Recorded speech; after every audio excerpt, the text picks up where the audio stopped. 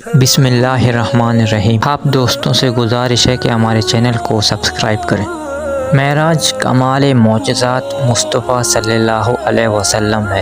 یہ وہ عظیم کار کے عادت واقعہ ہے جس نے تسخیر کائنات کے مقفل دروازوں کو کھولنے کی ابتدا کی۔ انسان نے آگے چل کر تحقیق و جستجو کے بند کنواروں پر دستخط دی اور خلا میں پیچیدہ راستوں کی تلاش کا فریضہ سر انجام دیا۔ رات کے مختصر سے وقفے میں جب اللہ رب العزت حضور رحمت عالم صلی اللہ علیہ وآلہ وسلم کو مسجد حرام سے نہ صرف مسجد الاقصی تک بلکہ جملہ سماوی کائنات کے بے انت وسعتوں کے اس پار کعبہ قوسین اور او ادنیٰ کے مقامات بلند تک لے گیا، اور آپ مدتوں وہاں قیام کے بعد اسی قلیل مدت زمینی ساحت میں اس زمین پر دوبارہ جلوہ افروز بھی ہو گئے۔ رجب کی 27ویں شب کو اللہ کے پیارے نبی حضرت محمد صلی اللہ علیہ وسلم کو معراج کا شرف عطا کیا گیا۔ اگرچہ اس واقعے کے زمانے کے بارے میں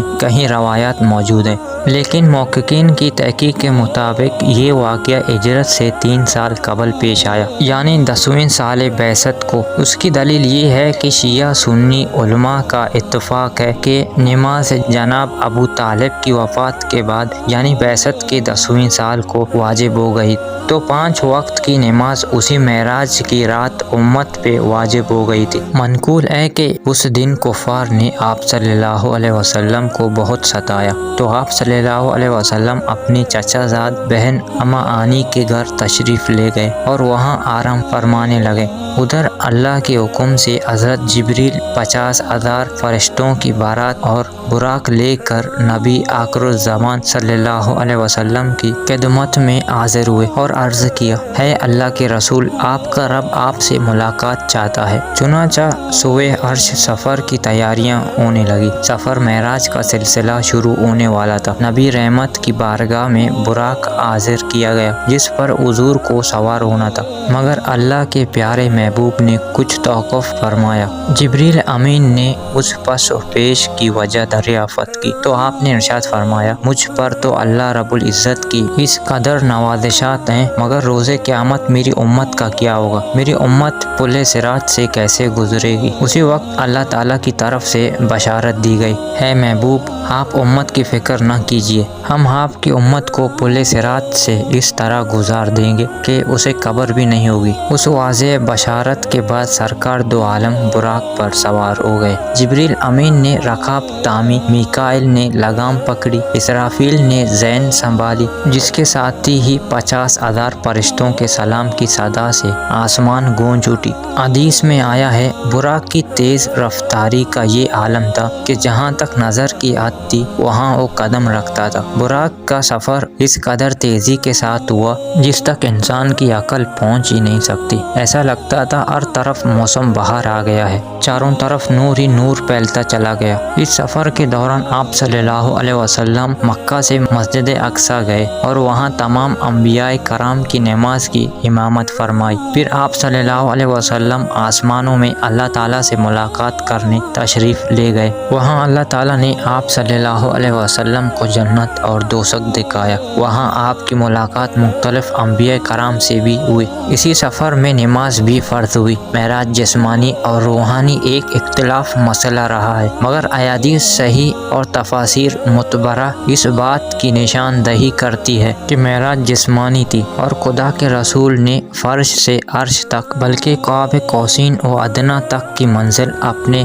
اسی جسم نازنین کاکی کے ساتھ طے کی تھی۔ مادہ اور مجرد میں ارتباط کیسے ہوا؟ یہ ایک فلسفی بحث ہے جس کو فلسفہ میں حل ہونا چاہیے۔ سفر معراج کے پہلے مرحلے پر سفر جاری تھا کہ حضور رحمت عالم صلی اللہ علیہ وسلم کا گزر حضرت موسیٰ علیہ السلام کی قبر انور کے قریب سے ہوا۔ آپ صلی اللہ علیہ وسلم نے دیکھا کہ وہ اپنی قبر انور میں کھڑے نماز ادا کر رہے تھے۔ انبیاء صف بصف آپ صلی صلی اللہ علیہ وسلم کے استقبال کے لیے کھڑے تھے۔ جب یہ مقدس قافلہ بیت المقدس پہنچا تو باب محمد آپ صلی اللہ علیہ وسلم کے استقبال کے لیے کھلا تھا۔ جبریل علیہ السلام نے اپنی انگلی سے دروازے کے قریب موجود ایک پتھر میں سوراخ کیا اور براق کو اس سے باندھ دیا۔ پھر آپ صلی اللہ علیہ وسلم بیت المقدس میں داخل ہوئے تو تمام انبیاء کرام علیہ السلام آپ صلی اللہ علیہ وسلم کی تعظیم، اکرام اور احترام میں منتظر تھے۔ انہیں حضور صلی اللہ علیہ وسلم کی امامت میں نماز پڑھنے کا شرف حاصل ہوا۔ انبیاء حضور صلی اللہ علیہ وسلم کی اقتداء میں نماز ادا کر کے ادب و احترام مصطفیٰ صلی اللہ علیہ وسلم سے مشرف ہو چکے تو آسمانی سفر کا آغاز ہوا، اس لیے کہ زمینی عظمت حضور صلی اللہ علیہ وآلہ وسلم کے قدموں کا بوسہ لے چکے تھے۔ پہلی آسمان پر پہنچ کر آسمان کے دروازے پر دستک دی گئی۔ آواز آئی، کون ہے؟ جبریل نے جواب دیا، میں جبریل ہوں۔ پھر آواز آئی، آپ کے ساتھ کون ہے؟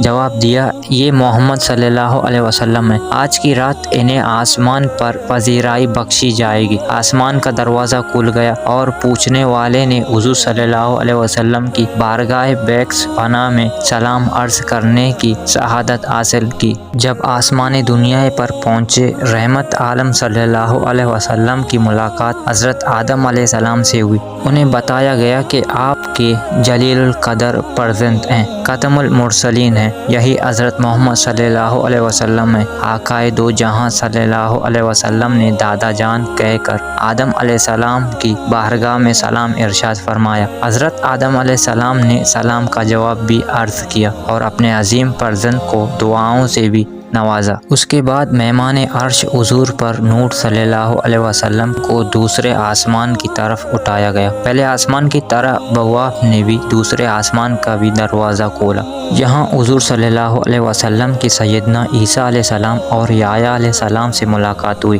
اس یادگار ملاقات اور آسمان ملکوتی مشاہدات کے بعد آپ صلی اللہ علیہ وسلم کو تیسرے آسمان کی طرف اٹھایا گیا۔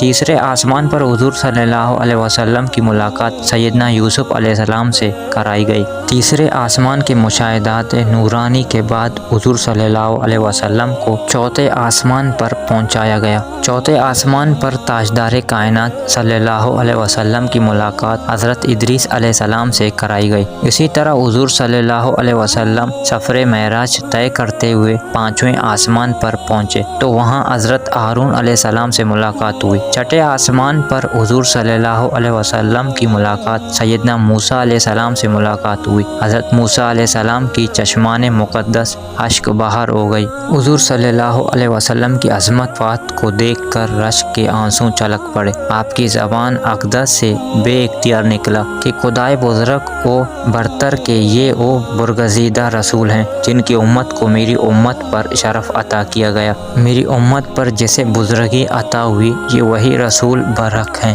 جن کی امت کو میری امت کے مقابلے میں کثرت کے ساتھ جنت میں داخل کیا گیا۔ حضور صلی اللہ علیہ وسلم کی ملاقات ساتویں آسمان پر حضرت ابراہیم علیہ السلام سے ہوئی۔ اس کے بعد محمد صلی اللہ علیہ وسلم جو تخلیق میں واحد ہستی ہیں، جبریل علیہ السلام کے ساتھ سدرۃ المنتہا تک سفر کیا۔ اس مقام پر اللہ تعالیٰ نے انسانوں کو 5 نمازوں کا تحفہ عنایت کیا۔ معراج کا واقعہ جس رات پیش آیا، اس رات رسول اللہ صلی اللہ علیہ وسلم اپنا چچا زاد بہن اما آنی کے گھر مقیم تھے۔ آپ نے یہ بات لوگوں کو بتائی اور مشرکین طعنہ دینے لگے کہ رسول اللہ راتوں رات آسمان گئے ہیں۔ سب نے تردید کی۔ پھر جب لوگوں نے حضرت ابوبکر کو اس واقعے کے متعلق آگاہ کیا تو ابوبکر نے فوراً تصدیق کرتے ہوئے کہا، کیا یہ بات رسول اللہ نے بتائی ہے؟ لوگوں نے کہا، ہاں بالکل۔ ابوبکر نے کہا، رسول اللہ نے بتائی ہے، پھر تو سچ ہے۔ حضرت ابوبکر کے اس بات نے رسول اللہ کو بہت متاثر کیا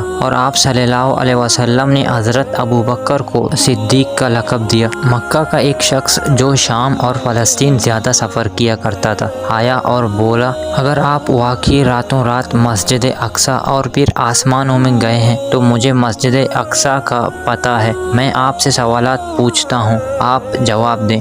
پھر اس شخص نے رسول اللہ سے مسجد اقصیٰ اور اس کے قد و خال کی متعلق بے شمار سوالات کیے اور رسول اللہ نے سب کے ٹھیک ٹھیک جوابات دیے۔ اس شخص نے رسول اللہ کے تمام جوابات کو درست قرار دیا۔